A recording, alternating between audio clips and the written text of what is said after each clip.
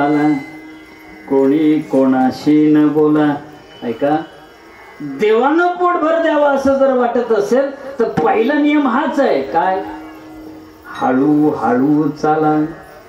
परमार्थामध्ये आलात ना, गडबड नाही करायची, बिलकुल नाही. करावी तातडी परमार्थाची. असं जे चरण जे अभंगाचं आहे ना, कोणत्या? क्षणोक्षण हाची ना. शहाण्या कीर्तन करणे याच्यावर बोलून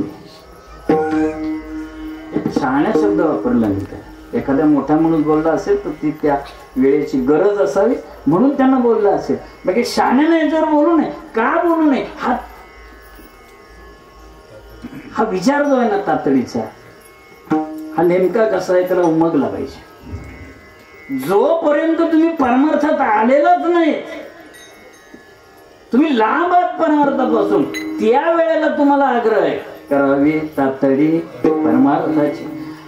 हे सांगतो कोणाला? आपण कीर्तनाला आलेल्यांना.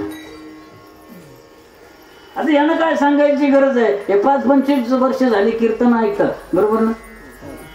फक्त ऐकलेलं ऐकत नाही, धावत सोड. हे ऐकणारे लोक आहेत ना, परमार्थात आलेले आहेत. आता यांना नाही यांना सांगितल्याचा परिणाम इतका वाईट झाला, मग ते आलं ना परमार्थात, एखादून कीर्तन करतोय, लगेच 30 सेकंदाचे स्टेटस याच्या मोबाईलवर त्याच्या मोबाईलवर, मग लगेच फेसबुक, मग लगेच युट्यूब, मग लय भानगडी. का? करावी तातडी ना. हे लवकर झालं पाहिजे ना सगळं. मग करावी तातडी. करावी तातडी हे परमार्थात आलेल्यांसाठी नाही बाबा. परमार्थात आलेल्यांसाठी काय आहे?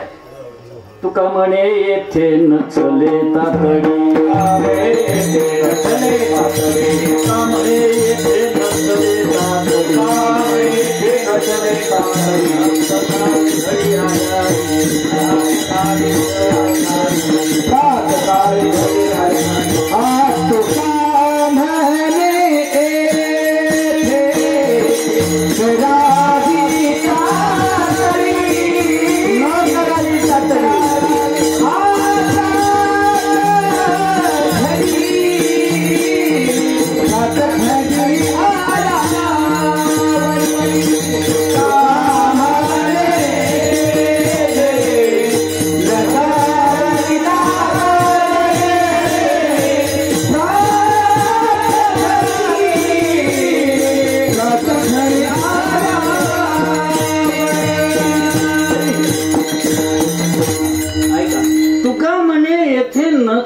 तातडी.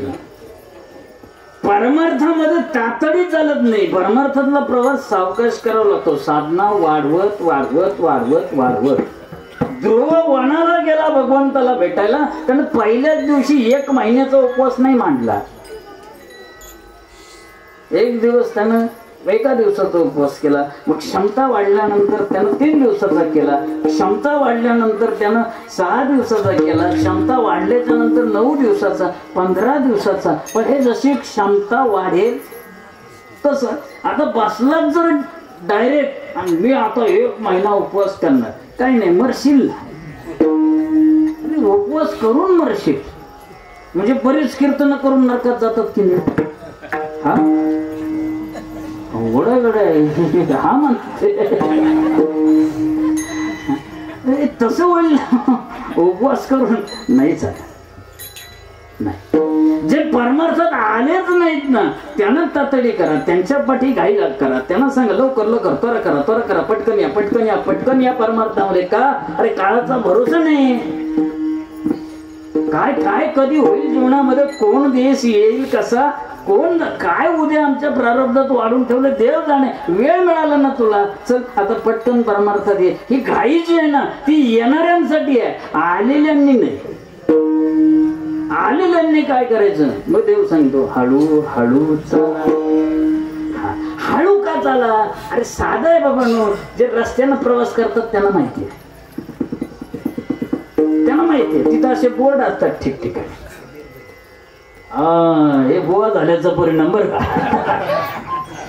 दुर्घटना से देर भले. अपघात होण्यापेक्षा उशीर चांगला. अपघात चांगला का उशीर चांगला? मग कशाला बोला सारखे फोन करता? पोचले निवांत निवांत निवांत. आता बोला एवढे फोन करता आणि मग ही जी कीर्तन संपता संपता येते या ना, याला काय नको, ही कधी काही येईना दोन लवकर आला पाय. हळू हळू चाला, पथ्य पाळायचं, गडबड नाही करायची. अरे तुम्ही तीर्थात सुद्धा चेंगरून मारता, काय नवल. म्हणजे जिथं पाप संपवायला जायची तिथं जीवन संपवायला जातात. कशाचा परिणाम आहे तो? गडबड, घाई घाई नाही. हळूहळू चाल, पहिली आठ. आणि दुसरी त्याच्यापेक्षा महत्वाची कोणती? कोणी कळलं ना? मोकाकडं पाठी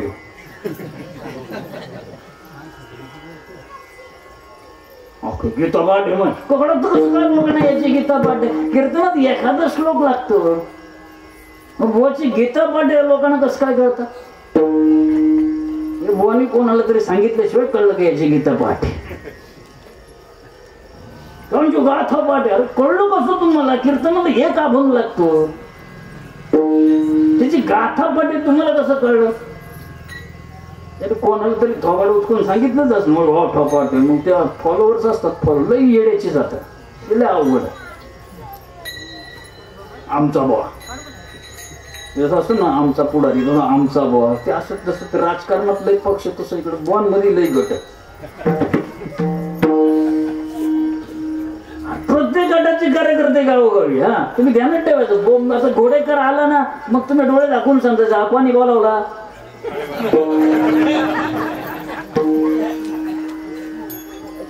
असंच आहे ना. बरं तर बाकीचे काय, मी आल्यावर डोळं जातात बाकीच्यांचं का काय देऊ लागत? परमार्थात येतात माणसं, म्हणजे परमार्थिक असतात असं नाही. परमार्थामध्ये असणं वेगळं आहे आणि परमार्थिक असणं वेगळं आहे. इथे सगळ्यात पहिली अट आहे, हळूहळू चाला. साधना करताना गडबड करायची नाही. टप्प्याटप्प्यानं शरीराला जशी पेलवेल, तुमच्या मन स्वास्थ्याला जसं भावेल, जसं तुम्हाला ग्रहण होईल, नाही तर एक ना धड बरोबर चेंज आहे. काहीच चांगलं व्हायचं नाही. म्हणून टप्प्याटप्प्यानं आपण साधना करावी, सावकाश करावी. एक पूर्ण झाली की मग पुढचं पाऊल टाकावं. त्याच्यात चुकू नये कुठे, काही आपण विसरू नये. गडबडीमध्ये काय होतं मग विसरता, हे विसरू नये. म्हणून काळजी घ्यायची. एक, हळूहळू चाला. आणि दोन, कोणी कोणाशी न बोला. का? परमार्थातल्या गोष्टी ज्या वेळेला आपण बोलतो, सांगतो, बाबांनो, त्याला दंभ म्हणतात. त्याला काय म्हणतात? दंभ म्हणतात. ते दंभाचं लक्षण आहे. अरे तुला काय सांगायची गरज आहे? तुकाराम महाराज म्हणतात, वारा सांगतो त्याचं कर्तृत्व. तुला काय सांगायची गरज आहे? आणि तुम्हाला एक सांगतो, शब्द लोपू शकतात, कर्तृत्व लोपत नाही. शिल्लक माणसं राहतच नाही बाबांनो. कीर्ती राहते, आणि कीर्ती बडबडीनं होत नाही. असं होतं का कीर्तन केल्याने कीर्ती झाली? नाही. कीर्ती ही कार्यानंच होते. म्हणून कार्य करणाऱ्या माणसांना बोंबलत हिंडायची गरज नसते. आणि बोंबलत हिंडत असेल तर समजायचं हे. आता तर कसं सांगू तुम्हाला? अरे खाली येऊन बोलू का? मला बोलावं वाटत नाही, पण बोलू का? थोडं पायाला स्पर्श करतो, कधी कधी झोमतं एखाद्याला. पण तुम्हाला सांगतो, नोटा वाजत नाही तो.